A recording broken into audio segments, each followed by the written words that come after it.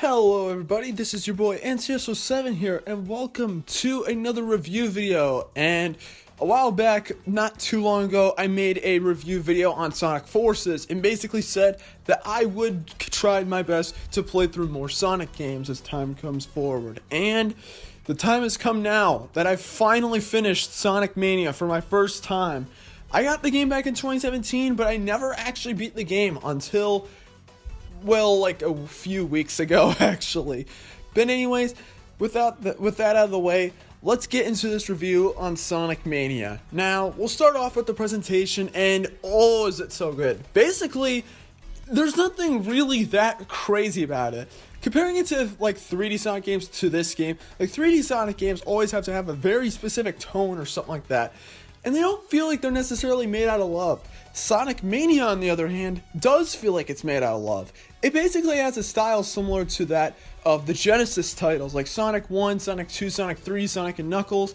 Those games, essentially, it basically looks and plays a lot like them. And graphics, I mean, I just said they use, like, the Genesis style graphics, so they basically just have, like, the sprite art, but it still looks really nice, and the animations are still really good, and the game runs really well, even on the Nintendo Switch. Even in handheld mode, it still looks really nice. And the game even gives you several options for how you want the graphics to look. If you even want a CRT filter, so it feels like you're playing it on an actual Genesis. Just great. So in terms of presentation, really, really good. And in terms of the story, there isn't really that much. Basically, Dr. Eggman basically uses these other robot things to basically steal these Chaos Emeralds, and you basically have to stop him. There's not really that much story to this one, and that's what I like. They didn't try too hard with the story. It's concise and to the point. Now, what about the actual gameplay? Well, in terms of the gameplay, it's basically Sonic, the older Sonic games, essentially. You move, you run, and you jump. You can spin, dash, somewhat. Not really, but essentially, okay. But honestly, though, the gameplay in this game is really good. It basically plays similar to that of the older Sonic games, but it adds a few new elements in there as well. Specifically, certain things that were in some of the other Sonic games. Specifically, you can run through stages and you don't have to get any collectibles. However, you can sometimes, when you pass a checkpoint, if you have enough golden rings, you can hop inside of the checkpoint to actually get yourself a medal. And you do this, like, whole blue sphere thing where you have to get all the blue spheres, which does change the gameplay up a lot. Very similar to the ones found in the earlier Genesis games. And also, in terms of getting the Chaos Emeralds, basically you have to find these big rings that are located within the stage. And they're usually found in the harder to reach areas. And when you get into it, it basically plays like a racing game, essentially. Think Sonic R, but actually good. You essentially race around this track. You need to catch the UFO, which is holding the Chaos Emerald. You can collect golden rings to increase your time, and you can also get blue spheres to make yourself go faster. And my god, I wish there was a racing game like this that was actually released, that was actually good. But honestly though, in terms of the gameplay, really, really solid. And you can even also, if you want, have Tails with you as well. Not only that, you can also play as other characters as well, such as Tails and Knuckles. But I only really played with Sonic and Tails for my playthrough though, so yeah. But honestly though, in terms of the gameplay, really, really solid. And control-wise, it's great. And for content, for a game that was released when I bought it for $20, and probably less now, it gives you so much. The game was only really like 8 acts long, 8 or 9 worlds long.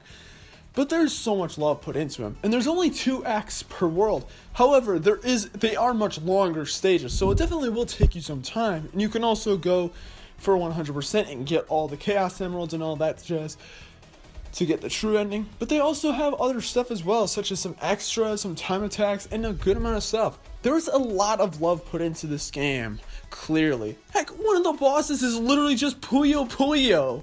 That's so funny and cool. But honestly though, in terms of content though, really, really solid. And in terms of the music, I mean, come on. Green Hill Zone, Chemical Plant Zone, so many good songs. Studiopolis Act 2, so many good songs. Really, really good. So overall, this might be one of the best Sonic games out there. Like, legitimately. It's a good game.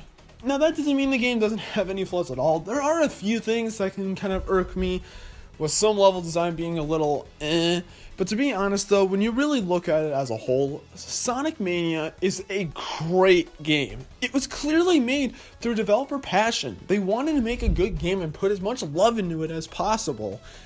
And I really liked it. I thought it was a really good game. So, on my scale from 0 to 10, I give Sonic Mania an 8.5 out of 10. This game was made out of love, and even though it isn't necessarily perfect, it's a really, really, really solid game.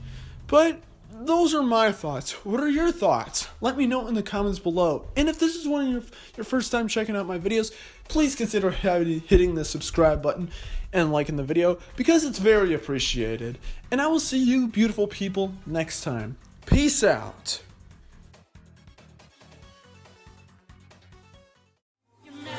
It's showtime!